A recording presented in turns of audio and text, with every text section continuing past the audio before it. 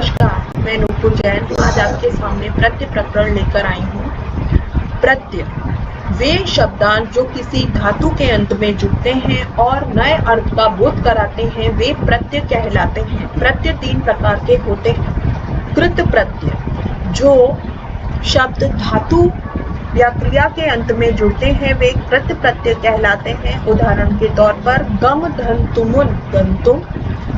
द्वितीय है तदित प्रत्यय जो प्रत्यय संज्ञा या सर्वनाम आदि के अंत में जुड़ते हैं, वे तदित प्रत्यय कहलाते हैं। धर्म धन ढक धार्मिक। तृतीय है स्त्री प्रत्यय जो शब्द पुल्लिंग शब्दों को स्त्रीलिंग शब्द में परिवर्तित कर देते हैं, वे स्त्री प्रत्यय कहलाते हैं। उदाहरण के तौर पर शुद्ध धन ताप सुता। कृत प्रत्यय जो प्रत्यय धातु या क्रिया के अंत में जुड़ते हैं, वे कृत प्रत्यय कहलाते हैं। उदाहरण के तौर पर कत्वा लप्य तुमुन कत कत्वतु श्रुत शानच आदि। कत्वा प्रत्यय का प्रयोग कर या करके के अर्थ में किया जाता है। कत्वा प्रत्यय का त्वा शेष रहता है। क्र धन कत्वा कृत्वा। अन्य उदाहरण से जानते हैं। धातु है ज्ञा, प्रत्यय है कत्वा, नया शब्द है ज्ञातवा, अर्थ है जानकर। नी धातु प्रत्यय है कत्वा, नया शब्द बना नीतवा, ले जाकर। स्मृ धातु कत्वा प्रत्यय स्मृतवा, याद करके। नम धातु कत्वा प्रत्यय तो बना नत्वा, नमन करके। पठ धातु कत्वा प्रत्यय पठित्वा, पढ़कर। द्वितीय है लप प्रत्यय। लप प्रत्यय का प्रयोग कर या करके के अर्थ में किया जाता है।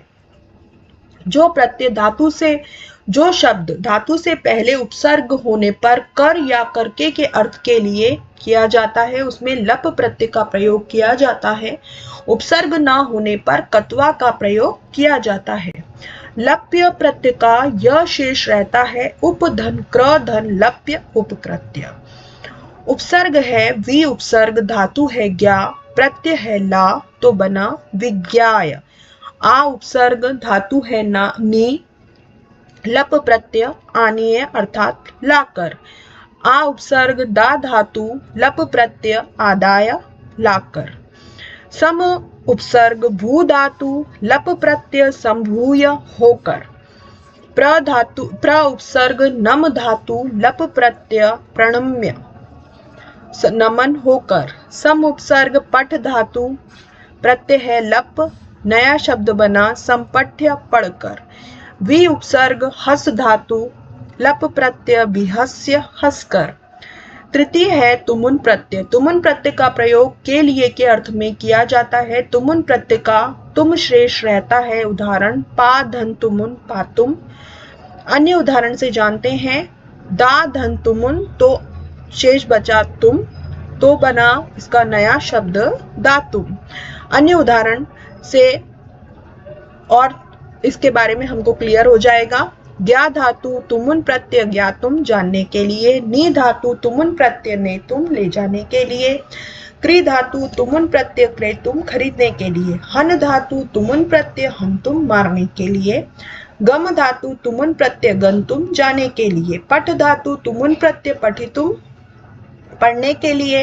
हस धातु तुमुन प्रत्यय हसितुम हंसने के लिए। चौथा प्रत्यय है कत प्रत्यय का प्रयोग भूतकालिक अर्थ में किया जाता है। कत प्रत्यय का त शेष रहता है। कत प्रत्यय का प्रयोग कर्मवाच्य भाववाच्य में किया जाता है।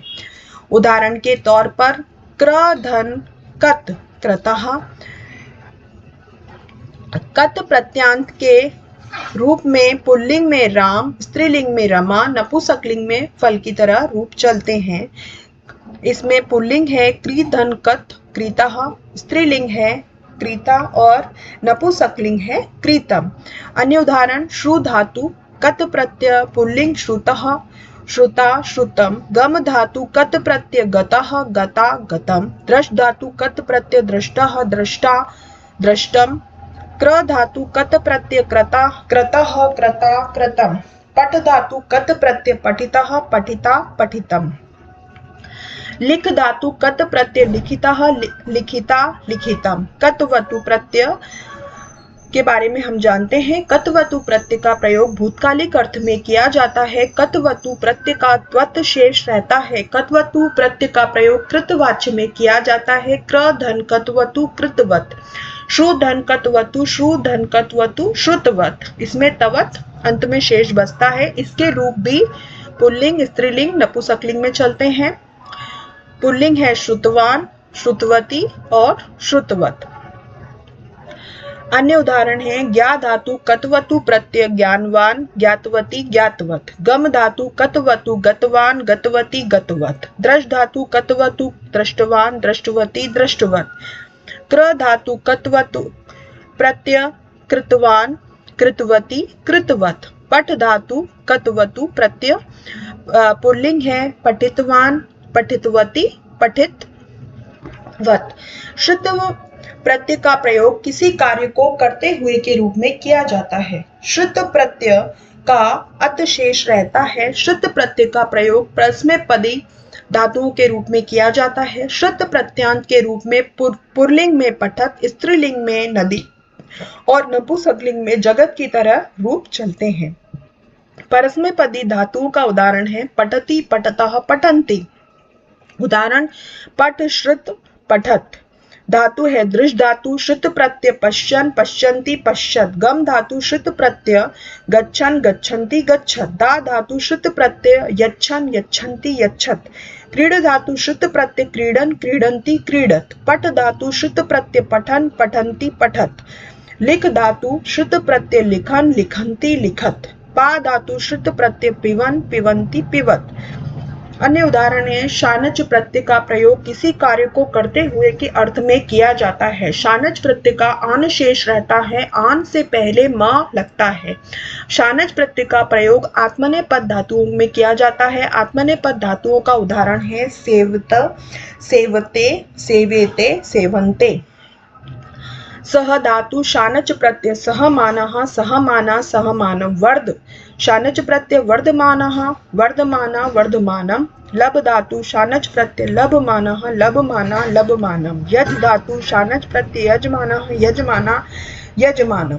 जन धातु शानच प्रत्यय जायमानः, जायमानः, जायमाना, जायमानम। कंप धातु शानच प्रत्यय कंपमानः, कंपमाना, कंपमानः। याच धातु शानच प्रत्यय याचमानः, याचमाना, याचमानम। यदि आपको ये वीडियो पसंद आया हो तो प्लीज लाइक करिए, सब्सक्राइब कीजिए और कमेंट्स बॉक्स में कमेंट्स कीजिए। आपका दिन शुभ और मंगलमय हो। Thank you so much. नमो नमः।